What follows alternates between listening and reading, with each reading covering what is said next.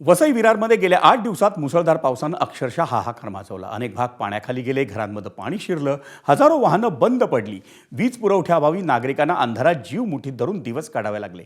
पण परिस्थिती काहीशी सुरळीत होताच तुळींज पोलिसांनी विना हेल्मेट दुचाकीस्वारांविरोधात कारवाईचा सपाटा लावला। त्यामुळे नागरिकांकडून तीव्र नाराजी व्यक्त करण्यात येते। नालासोपारा पूर्वच्या तुळींज परिसरात वसई वाहतूक शाखा आणि तुळींज पोलिसांनी केलेल्या संयुक्त कारवाईत हेल्मेट नसलेल्या दुचाकीस्वारांना अडवून दंडात्मक कारवाई सुरू करण्यात आली। पण त्या दुचाकीस्वारांपैकी अनेक जण हे पावसात बंद पडलेल्या आपल्या गाड्या गॅरेजमध्ये नेण्यासाठी किंवा दुरुस्त करून परत आणण्यासाठी बाहेर पडल्याचं सांगत होते।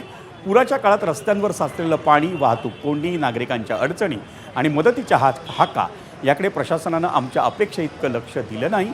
पण संकट ओसरताच दंडाची वही घेऊन यंत्रणा रस्त्यावर उतरली अशी संतप्त प्रतिक्रिया अनेक नागरिकांनी व्यक्त केली।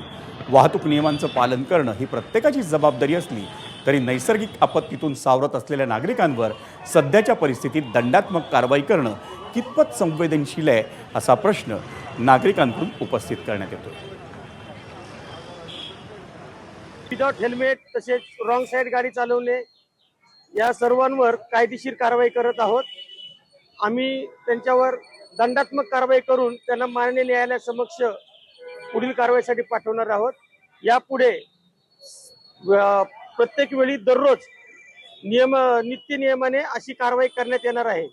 तरी मी नागरिकांना आवाहन करतो की टू व्हीलर चालवताना आपण हेल्मेटचा वापर करा, स्वतःच्या जीवाची काळजी घ्या आणि अपघात होणार नाहीत, तुमच्याही जीवाला काही अपाय होणार नाही यासाठी तुम्ही वाहतुकीचे नियम पाळा।